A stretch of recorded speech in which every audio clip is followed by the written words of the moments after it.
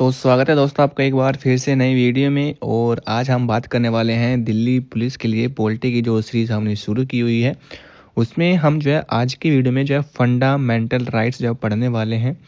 जैसे कि आपको पता है कि हमने 2 मंथ में एग्ज़ाम क्रैक करने का जो है वो प्लान बनाया है।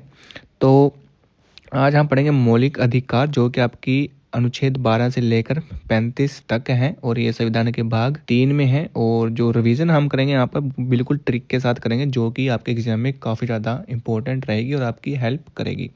तो चलिए आज की वीडियो को हम स्टार्ट करते हैं। आज है हमारा मौलिक अधिकार, जो कि भाग 3 में अनुच्छेद 12 से 35 तक आते हैं। और इस जो हमारे मौलिक अधिकार हैं उसको जो है वो भारतीय संविधान का मैग्ना कार्टा जो बोला जाता है। या फिर क्वेश्चन ऐसे आ सकता है कि संविधान के भाग 3 को किस नाम से जाना जाता है। ठीक है, तो उसमें आपको मौलिक अधिकार ना देकर आपको कहा जा सकता है भारतीय संविधान का मैग्ना कार्टा। ठीक है, तो दोनों ऑप्शन आपके जो सही हो सकते हैं, या तो भारतीय संविधान का मैग्ना कार्टा या फिर मौलिक अधिकार। तो चलिए शुरू करते हैं। तो जैसे कि आपको पता है कि पहले आता है आपका समानता का अधिकार, जो कि अनुच्छेद 14 से लेकर 18 तक है। उसके बाद है स्वतंत्रता का अधिकार, जो कि अनुच्छेद 19 से 22 तक है। उसके बाद है शोषण के विरुद्ध अधिकार, जो कि अनुच्छेद 23 से 24 तक है। उसके बाद है धार्मिक स्वतंत्रता का अधिकार, जो कि अनुच्छेद 25 से 28 तक है। उसके बाद है कि शिक्षा एवं संस्कृति का अधिकार, जो कि अनुच्छेद 29 से 30 तक है। उसके बाद है संपत्ति का अधिकार, जो कि अनुच्छेद 31 में है। उसके बाद है कि इसे जो है 44वें संविधान संशोधन अधिनियम के द्वारा 1978 के द्वारा जो हटा दिया गया, और इसे अब जो भाग 12 में अनुच्छेद 300 कै में जो कानूनी अधिकार बना दिया गया है, किसको? संपत्ति के अधिकार को। उसके बाद है आपका संवैधानिक उपचारों का अधिकार, जो कि अनुच्छेद 32 में आता है। आपने नोट क्या करना है कि जब मूल संविधान था, ठीक है, यानी कि जब संविधान बना था तो उसे मौलिक अधिकारों की संख्या 7 थी, लेकिन वर्तमान में मौलिक अधिकारों की संख्या 6 है। क्योंकि दोस्तों जो जो संपत्ति का अधिकार था आपका, उसको हटा दिया गया है और अब इसको भाग 12 में डाल दिया गया है। ठीक है जी। और डॉक्टर भीमराव अंबेडकर ने भाग 3 को जो है सर्वाधिक प्रकाशमान एवं अलौकिक जो है वो कहा है। ठीक है जी। अनुच्छेद 32 को जब डॉक्टर भीमराव अंबेडकर ने संविधान की आत्मा और हृदय कहा है। ठीक है जी। किसने कहा है? भीमराव अंबेडकर ने किसको? अनुच्छेद 32 को क्या कहा है? संविधान की आत्मा और हृदय। तो चलिए आज हम अब यह अनुच्छेद जो स्टार्ट करने वाले हैं।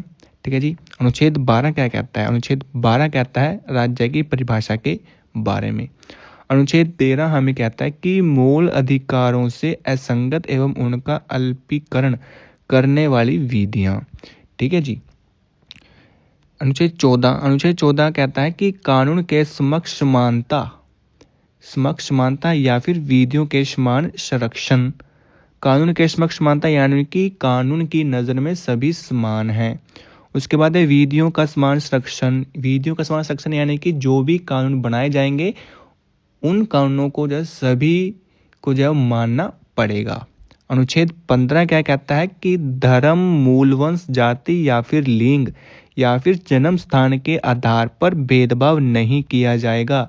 किसी भी व्यक्ति से धर्म के आधार पर, जाति के आधार पर, लिंग के आधार पर, जन्म स्थान के आधार पर जो भेदभाव बिल्कुल भी नहीं किया जाएगा। अगर कोई ऐसा करता है तो उसके खिलाफ कार्यवाही की जाएगी। लेकिन इसमें कुछ अपवाद भी हैं, जैसे कि महिलाओं, बच्चों एवं अनुसूचित जातियों, जनजातियों तथा पिछड़े वर्ग के उत्थान हेतु निवेश प्रावधान जो किए जा सकते हैं। ठीक है जी। उसके बाद है अनुच्छेद 16। अनुच्छेद 16 है आपका लोक नियोजन के विषय में अवसर की समानता। अवसर की समानता मतलब कि जैसे कि आपको पता ही होगा कि जो रिजर्वेशन मिलता है नौकरियों में SC ST OBC, ठीक है जी, जनरल का, ठीक है जी, तो ये जो 16 अनुच्छेद है ये उससे संबंधित है। उसके बाद है कि अनुच्छेद 17 जो कि कहता है अस्पृश्यता का अंत। ठीक है जी। उसके बाद अनुच्छेद 18 है उपाधियों का उन्मूलन, यानी कि जो भी उपाधियां दी जाती हैं, ठीक है जी, ये उनका उन्मूलन से संबंधित है। उसके बाद है अनुच्छेद 19 जो कि कहता है अभिव्यक्ति एवं अन्य स्वतंत्रताएं इसमें दी गई हैं। ठीक है जी। उसके बाद है अनुच्छेद 20 कहता है कि अपराधों के लिए दोष सिद्धि के संबंध में संरक्षण। उसके बाद आता है आपका अनुच्छेद 21 जो कि प्राण एवं दैहिक स्वतंत्रता का संरक्षण से संबंधित है। ठीक है जी।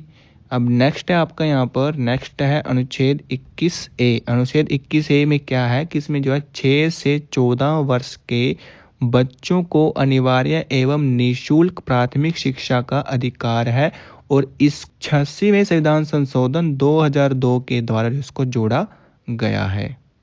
नेक्स्ट है भाई आपका अनुच्छेद 22। ठीक है जी। अनुच्छेद 22 कहता है आपका कि कुछ दशाओं में गिरफ्तारी के संबंध में संरक्षण।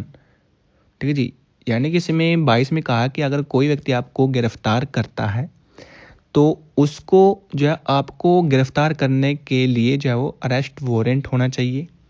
ठीक है जी। अगर आपको गिरफ्तार कर लिया है तो आपको जो है वो अपना वकील चुनने का अधिकार होना चाहिए। ठीक है जी। और तीसरा पॉइंट है कि अगर आपको कोई गिरफ्तार करता है तो पुलिस वाला तो उसको 24 घंटे के अंदर अंदर न्यायिक अधिकारी के सामने जो पेश करना होता है। उसके बाद है अनुच्छेद 23। ठीक है जी। अनुच्छेद 23 कहता है कि मानव दुर्व्यापार, बेगार या फिर बाल श्रम पर निषेध। यानी कि मानव देह व्यापार कर सकता है। ठीक है जी। बेगार या फिर जो या बाल श्रम पर निषेध है। ठीक है जो थोड़ा सा एरर है यहाँ पर।